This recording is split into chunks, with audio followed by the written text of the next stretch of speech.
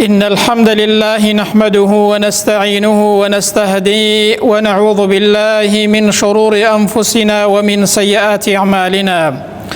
أشهد أن لا إله إلا الله وحده لا شريك له، وأشهد أن محمدا عبده ورسوله. اللهم صل على محمد وعلى آل محمد كما صليت على إبراهيم وعلى آل إبراهيم في العالمين إنك حميد مجيد. أيها الناس، أوصيكم ونفسي أولا بتقوى الله وطاعته وكثرة مخافته ولزوم أوامره واجتناب عما نهى عنه الله. قال تعالى في كتابه العزيز: يا أيها الذين آمنوا اتقوا الله حق تقاته ولا تموتن إلا وأنتم مسلمون. أما بعد، فإن أصدق الحديث كتاب الله، وخير الهدي هدي محمد صلى الله عليه وسلم، وشر الأمور محدثاتها، وكل محدثة بدعة، وكل بدعة ضلالة، وكل ضلالة في النار. أما بعد، خوای پەروەردگار هەمیشە دەرفەت دەڕەخسێنێ بۆ بەندەکانی بۆ ئەوەی بگەڕێنەوە بۆ لای خوای پەروەردگار، بۆ ئەوەی کە تەوبە بکەن، بۆ ئەوەی کە زیاتر لە ڕەحمەت و بەزەیی و لە خۆشبوونی خودای پەروەردگار بەهرەمەند بن. هەندێک لە ڕۆژەکانی ساڵ خوای پەروەردگار زیاتر دەرگای ڕەحمەتی خۆی بۆ بەندەکان دەکاتەوە، دەرگای لێخۆشبوون دەکاتەوە، بۆ ئەوەی ئێمە زیاتر ڕووبکەینە خوای پەروەردگار و بگەڕینەوە بۆ لای خوای پەروەردگار. ئەو دۆ ڕۆژانەی مانگی زیلحیجە ڕۆژی زۆر گەورن، ڕۆژی زۆر پیرۆزن. خوای پەروەردگار تێیدا ڕەحمەت و بەزەیی خۆی بۆ بەندەکان دەنێرێت و دەرگای ڕەحمەت و لێخۆشبوونی خۆی بۆ بەندەکان دەکاتەوە. بە تایبەت ڕۆژی عەرەفە کە ڕۆژێکی زۆر گەورەیە، ڕۆژێکی زۆر پیرۆزە، خوای پەروەردگار لە زۆرترین بەندەکانی خۆی خۆش دەبێت. بۆیە بە کورتی هەندێک باسی فەزڵ و گەورەیی ڕۆژی عەرەفە دەکەین کە لە بەردەمماندایە بۆ ئەوەی لە گەورەیی و فەزڵ و بەخششی خوای پەروەردگار لەو ڕۆژەدا بێبەش نەبین. بۆچی بەو ڕۆژە دەڵێن ڕۆژی عەرەفە؟ ئیمامی قورتوبی و غەیری ویش باسییان کردووە. بۆیە پێی دەڵێن ڕۆژی عەرەفە چونکە لەو ڕۆژەدا خەڵک کاتێک کە دێتە حەج و دێتە کێوی عەرەفە دەوەستێت، یەکتری دەناسن لەو ڕۆژەدا. لە تەواوی دنیا خەڵکی جیاواز دێتە ئەو شوێنە، دێتە ماڵی خوای پەروەردگار، لەو ڕۆژەدا خەڵک یەکتری دەناسێ. بۆیە پێی دەڵێن ڕۆژی عەرەفە.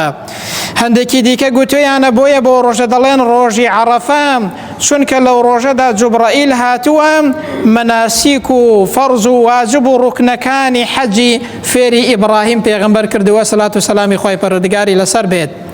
هەندێکی دیکە دەڵێن بۆیە بەو ڕۆژە دەڵێن ڕۆژی عەرەفە چونکە لەو ڕۆژەدا ئادەم و حەوا کاتێک لە بەهەش دەرکراون لە کێوی عەرەفەدا یەکتریان ناسیوەتەوە و یەکتریان بینیوەتەوە. لەوێ کەوتونەتە خوارەوە و هاتوونەتە سەردونیا و لەوێ یەکتریان ناسیوەتەوە و یەکتریان بینیوە. بۆیە بەو ڕۆژە دەڵێن ڕۆژی عەرەفە. ئەنجا لە 5 خاڵدا بە کورتی باسی فەزڵ و گەورەیی ئەو ڕۆژە دەکەین بۆ ئەوەی ئێمەش لە گەورەی ئەو ڕۆژە و لە لێخۆشبوونی خوای پەروەردگار و لە ڕەحمەت و بەزەیی خودای پەروەردگار لەو ڕۆژەدا ئێمەش بێبەش نەبین و گرنگی زیاتری پێ بدەین. یەکەم لە گەورەی و فەزڵی ڕۆژی عەرەفە ئەوەیە کە خوای پەروەردگار لە زۆرترین بەندەکانی خۆش دەبێت لەو ڕۆژەدا. هەروەکو پێغەمبەر دەفەرمێ صلی الله عليه وسلم: ما من يوم أكثر من أن يعتق الله فيه عبدا من النار من يوم عرفة. هیچ ڕۆژێک نییە بەقەد ڕۆژی عەرەفە خوای پەروەردگار لە بەندەکانی خۆش بێت. واتە خوای پەروەردگار لە ڕۆژی عەرەفەدا لە زۆرترین بەندەکانی خۆش دەبێت، قەڵەمی عەفو دێنێ بەسەر گوناه و تاوانەکانیاندا. وإنه ليدنو، خوای پەروەردگار لە بەندەکانی نزیک دەبێتەوە، کەما یەلیق بجەلاله. خوای پەروەردگار هەموو کاتێک لە بەندەکانی نزیکە، بەڵام بۆ ئەوەیە کە ئێمە تێبگەین ئەو ڕۆژە چەند گەورەیە، ئەو ڕۆژە خوای گەورە زیاتر لە بەندەکان نزیک دەبێتەوە. بۆ ئەوەیە کە ئێمەش هەوڵ دەین لە خوای پەروەردگار نزیک بینەوە و ڕوو بکەینە خوای پەروەردگار و بەخشش و لێخۆشبوونی خوای پەروەردگار. لەو ڕۆژەدا کە ڕۆژی عەرەفەیە خوای گەورە لە بەندەکان نزیک دەبێتەوە، ڕەحمەتی خۆی دێنێتە خوارەوە بە بەندەکان. دەی تۆش هەوڵ نادەی لە خوای پەروەردگاری خۆت نزیک بیتەوە ڕووبکەیە خوای پەروەردگار بۆ ئەوەی خوای پەروەردگار لەو ڕۆژەدا لێت خۆش بێت. لە فەرمایشتێکدا کە فەرمایشتێکی مرسەلە و زۆرێک لە زانایان بە سەحیحیان داناوە، پێغەمبەر دەفەرمێ صلی الله عليه وسلم هیچ ڕۆژێک بەقەد ڕۆژی عەرەفە شەیتان سەرشۆڕ و زەبون و زەلیل نییە، تووڕە نییە. لەو ڕۆژەدا شەیتان زۆر تووڕەیە ئیلا مەگەم ڕۆژی بەدر کە خوای پەروەردگار مسلمانانی سەرخست و مسلمانان سەرکەوتن، شەیتان زۆر تووڕە بوو، زۆر زەلیل و زەبون بوو، زۆر سەرشۆڕ بوو. ئەگەر نا هیچ ڕۆژێک نییە بەقەد ڕۆژی عەرەفە شەیتان ئەوەندە تووڕە بێت، ئەوەندە زەلیل بێت، ئەوەندە زەبون بێت. بۆچی پێغەمبەر دەفەرمێ صلی الله عليه وسلم بەهۆی ئەو ڕەحمەتەی خوای پەروەردگار کە خوای گەورە لەو ڕۆژەدا دەینێرێت، بەهۆی لێخۆشبوونی خوای پەروەردگار بۆ بەندەکان، شەیتان لەو ڕۆژەدا زۆر زەلیل و زەبونە. خوای پەروەردگار دەرگاواڵە دەکات بۆ لەخۆشبوونی بەندەکان، بۆ ڕەحمەت و بەزەیی بۆ بەندەکان.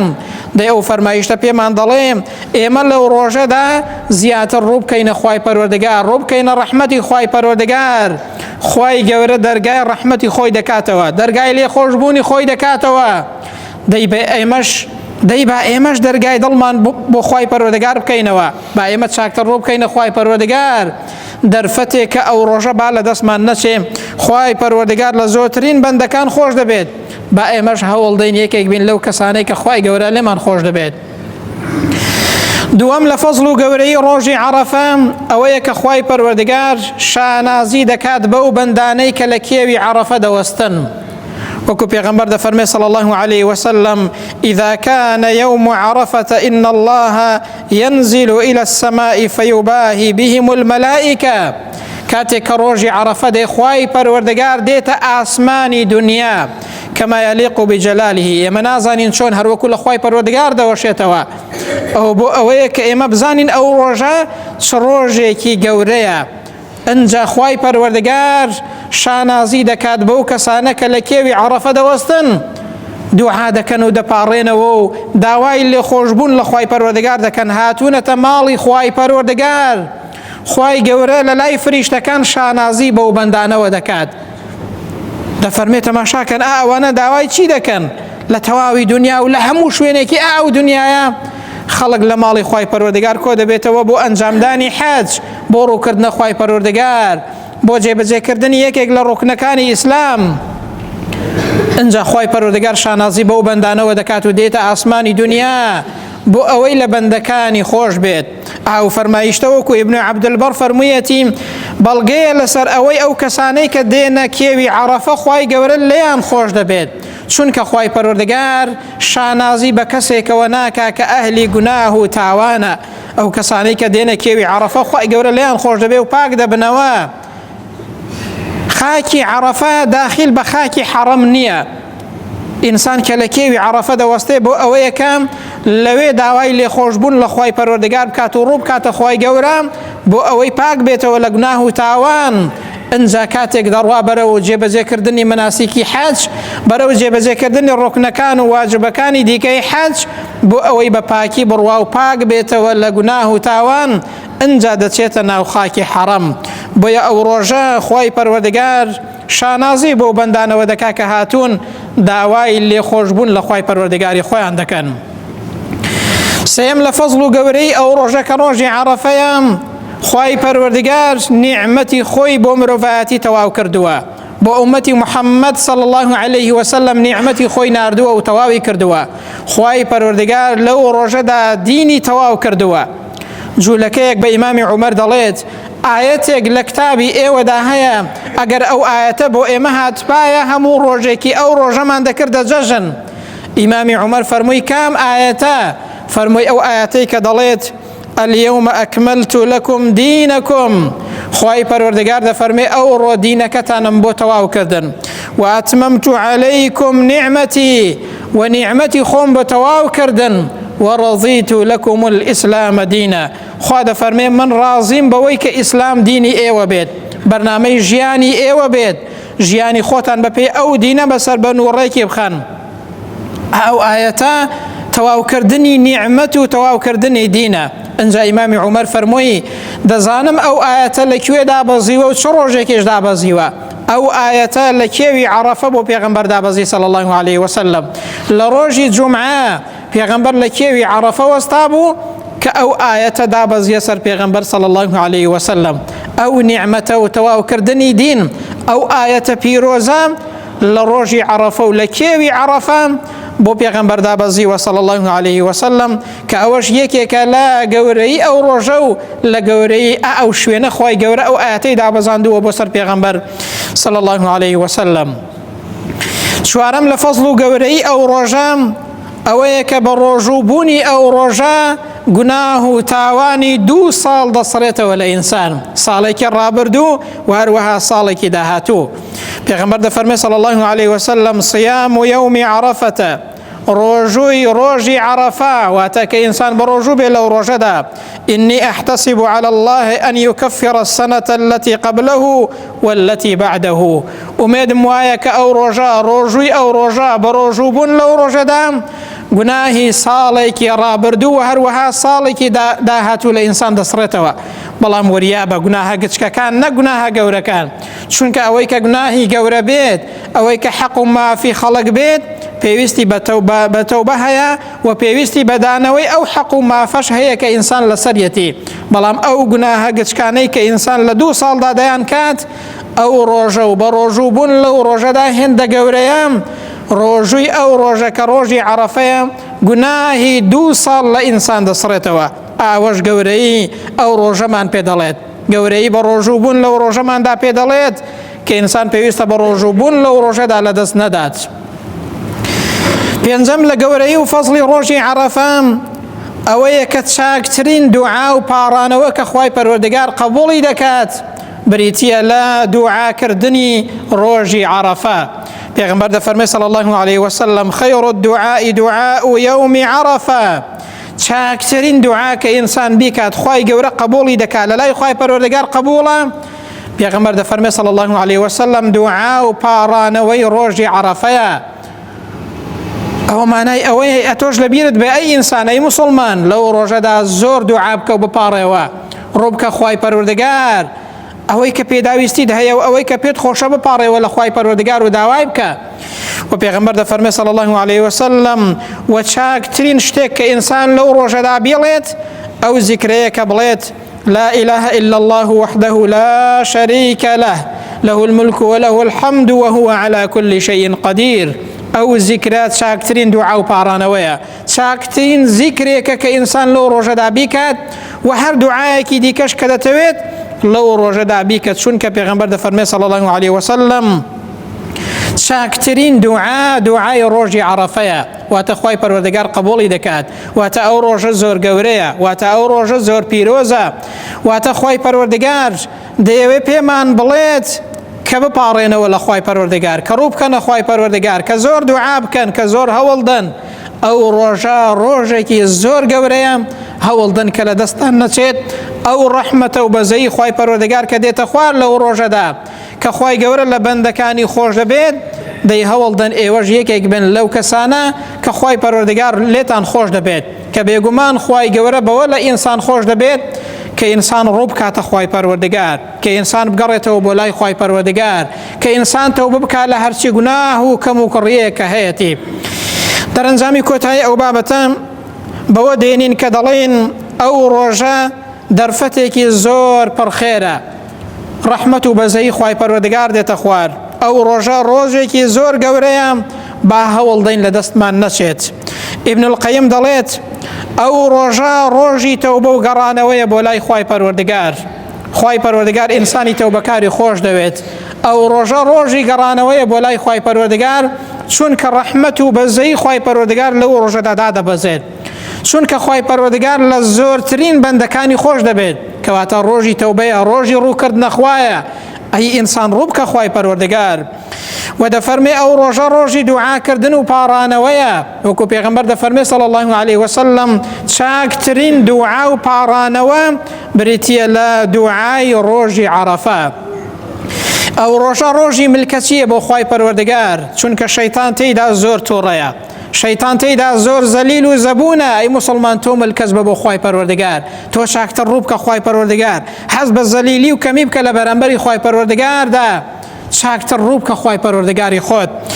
و دەفەرمێ ئەو ڕۆژە ڕۆژی لێخۆشبوونی خوایە و خوای گەورە لە زۆرترین بەندەکانی خۆش دەبێت، وەکو پێغەمبەر فەرموویەتی صلی الله علیه وسلم. کەواتە ئەو ڕۆژە ڕۆژێکی زۆر گەورەیە. وریا بە ئەی موسڵمان با لە دەستت نەچێت کە لە بەردەمماندایە ڕۆژێکی زۆر پڕخێرە، ڕۆژێکە ڕەحمەتی خوای پەروەردگاردا دەبەزێت، ڕۆژێکە خوای پەروەردگار لە بەندەکانی نزیک دەبێتەوە، ڕۆژێکە خوای گەورە لە زۆرترین بەندەکانی خۆش دەبێت. با ئێمەش هەوڵ دەین یەکێک بین لەو کەسانەی کە خوای پەروەردگار لەو ڕۆژەدا لێمان خۆش دەبێت، دەرفەتێکە با لە دەستمان نەچێت. خوای پەروەردگار لە فەرمایشتی قودسیدا دەفەرمێت، بانگمان دەکات، پەیامێکە بۆ هەموو ئینسانێکی گوناهبار و تاوانبار، بەتایبەتی ئەو کەسانەی کە تەوبەیان نەکردووە، نەگەڕاونەوە بۆ لای خوای پەروەردگار، تا ئێستا تەوبەت نەکردووە و نەگەڕاویەوە بۆ لای خوای پەروەردگار، تا ئێستا گوناه و تاوانت زۆرە، بەڵام ئەو گوناهانە لەسەرت کۆبوونەتەوە، جاری واهەیە دەبنە ژەنگ و ژاری تاوان لە دڵ و دەروونتدا، تاوەکو واد لێ دەبە هیلاک دەچی، جاری واهەیە ناتوانێ بگەڕێەوە و تەوبە بکەی. ئەو پەیامەی خوای پەروەردگار لەگوێ بگرە، ئەو پەیامەی خوای پەروەردگار لە بەرچاو بگرە. خوای پەروەردگار لە فەرمایشتی قودسیدا بانگمان دەکات، دەفەرمێت یە بنە ئادەم، ئەینەوەی ئادەم، ئەی ئینسان، ئەی مرۆڤایەتی بەگشتی، گوێتان لێ بێت پەیامی خوای پەروەردگارە، پەیامی لێخۆشبوونی خوای پەروەردگارە، پەیامی دڵنیایە و ئارامیە بۆ ئینسانەکان، پەیامی ڕەحمەت و بەزەی خوای پەروەردگارە. دەفەرمێت لەو بەلەغەت ذنوبک عنان السەما، ئەگەر گوناه و تاوانت ئەوەندە زۆر بێت بگاتە ئاسمانەکان و بگاتە هەورەکان، دنیا پڕکا و بگاتە ئاسمان، گوناه و تاوانت ئەوەندە زۆر بێت، بەڵام تەنها ثم استغفرتنی، تەنها ئەوە کە داوای لێ خۆشبوون لە من بکەی، خوای گەورە دەفەرمێت، تەنها ئەوە کە بگەڕێەوە بۆ لای خوای پەروەردگار، بەڵام نەک تەنها بە زمان بیڵێ، بەکردەوە و بە عەمەلی بگەڕێەوە بۆ لای خوای پەروەردگار، مەرجەکانی تەوبە و پەشیمانی جێبەجێ بکەیت، بەدڵ بگەڕێەوە بۆ لای خوای پەروەردگار. خوای گەورە دەفەرمێ غەفەرت لەکە وەلا ئوبالی، لێت خۆش دەبم، هەرگیز حیساب بۆ ئەوە ناکەم کە تۆ گوناه و تاوانت ئەوەندە زۆرە. ئەوە بۆ ئەوەیە کە ئێمە دڵنیابین لێ خۆشبوون و بەزەی خوای پەروەردگار چەندە زۆرە بۆ ئێمە، ڕەحمی خوای گەورە چەندە فراوانە، هەر چەندە گوناه و تاوانت زۆر بێت، هەر چەندە گوناهت کرد بێ و دەست لە گوناه و تاواندا بێت، بەو مەرجەی بەدڵ ڕوو بکەیە خوای پەروەردگار. خوای گەورە دەفەرمێ هەرگیز حیساب بۆ ئەو گوناه و تاوانە ناکەم، لێت خۆش دەبم، بەڵام بەدڵ بگەڕێەوە بۆ لای خوای پەروەردگار، ڕوو بکە خوای پەروەردگار. دەی ئەو ڕۆژە کە ڕۆژی عەرەفەیە، دەرفەتێکی زۆر گەورەیە، ڕۆژێکی زۆر پیرۆزە، دەرفەتێکە بۆ ئەوەی کە چاکتر ڕوو بکەینە خوای پەروەردگار و بگەڕێنەوە بۆ لای خوای پەروەردگار، بۆ ئەوەی چاکتر بەهرەمەند بین لە بەزەی خوای پەروەردگار، لە لێ خۆشبوونی خوای پەروەردگار، لە چاکە و ڕەحم و بەزەی خوای پەروەردگار لەو ڕۆژەدا. دەرفەتێکە خوای گەورە بۆ ئێمە ڕەخساندوویەتی، با ئێمەش هەوڵ دەین فەزڵ و گەورەی ئەو ڕۆژەمان لەدەست نەچێت، لێ خۆشبوونی خوای پەروەردگارمان لەدەست نەچێت، ڕەحم و بەزەی خوای گەورەمان لەدەست نەچێت، بە ڕۆژوبوونی ئەو ڕۆژەمان لەدەست نەچێت، بۆ ئەوەی بەهرەمەند بین لە بەزەی خوای پەروەردگار و لە لێ خۆشبوونی خوای پەروەردگار. دعا دەکەین و دەپاڕینەوە، یا ڕەبی خوای پەروەردگار قەڵەمی عەفو بێنی بەسەر گوناه و تاوانەکانماندا، یا ڕەبی خوای پەروەردگار لە فەزڵ و گەورەی ڕۆژی عەرەفە بێبەشمان نەکەی، یا ڕەبی خوای گەورە لەو ڕۆژەدا قەڵەمی عەفو بێنی بەسەر گوناه و تاوانەکانماندا، یا ڕەبی خوای پەروەردگار وامان لێ بکەی کە ڕوو بکەینە تۆ بۆ ئەوەی تۆ لە گوناه و تاوانەکانمان خۆش بی، یا ڕەبی خوای گەورە لە بەزەی خۆت بێبەشمان نەکەی لەو ڕۆژەدا، لە لێ خۆشبوونی خۆت لە گەورەی خۆت بێبەشمان نەکەی، یا ڕەبی خوای پەروەردگار بە ئیمانەوە بمانشێنی، یا ڕەبی خوای بە ئیمانەوە بمان مرێنی، یا ڕەبی خوای گەورە لە ڕۆژی قیامەتدا لەسەر کەلیمەی تەوحید زیندومان کەیەوە، یا ڕەبی خوای پەروەردگار هەر کەسێک نەخۆشە شیفای بۆ بنێری، هەر کەسێک ناخۆشی و ناڕەحەتی هەیە، یا ڕەبی خوای پەروەردگار لەسەری لابدەی، یا ڕەبی خوای گەورە هەر کەسێک دڵی تەنگە و ناڕەحەتە کێشەی هەیە، یا ڕەبی خوای پەروەردگار دڵ و دەرونی ئاسوودەکەی، یا ڕەبی خوای پەروەردگار کێشەکانی بۆ حەڵکەی، یا ڕەبی خوای پەروەردگار داوات لێ دەکەن بە گەورەی خۆت حەجی حاجیەکانمان قبوڵ کەی، یا ڕەبی خوای پەروەردگار لێیان خۆش بی، یا ڕەبی خوای پەروەردگار سەلامەتیان کەی، یا ڕەبی خوای پەروەردگار حاجیەکانمان پارێزراو کەی، بە تایبەتی حاجیەکانی کوردستان، یا ڕەبی خوای پەروەردگار پارێزراویان کەی، بە سەلامەتی بگەڕێنەوە بەناو ماڵ و منداڵیان، یا ڕەبی خوای پەروەردگار حەجیان لێ قبوڵ کەی، یا ڕەبی خوای گەورە هەر کەسێکیش کە حەجی نەکردووە، یا ربی خوای گەورە بە گەورەی خۆت حەجی ماڵی خۆتی بکەیە قسمەت. یا ربی خوای پەروەردگار حاجەکانمان سەلامەت کەی، دوعا و پاڕانەوەکانیان قبول کەی. یا ربی خوای گەورە حەجەکان لێ قبول کەی و بە سەلامەتی بگەڕێنەوە بۆ کوردستان و بۆ ناو ماڵ و منداڵی خۆیان. یا ربی خوای پەروەردگار ئێمەش عاقبەت خێری دنیا و قیامەت کەی لەسەر ئەو دینە بمان ژیێنێ و بمان برێنی، لە ناخۆشی و ناڕەحەتیەکانی دەشتی مەحشەر پارێزرامان کەی، لە ئاگەری دۆزەخ پارێزرامان کەی. یا ربی خوای پەروەردگار بە بەهەشتی پڕناز و نیعمەتی خۆتمان شاد کەی. آمين. أقول قولي هذا وأستغفر الله لي ولكم، وبعد أعوذ بالله من الشيطان الرجيم. ربنا آتنا في الدنيا حسنة وفي الآخرة حسنة وقنا عذاب النار. اللهم آمين.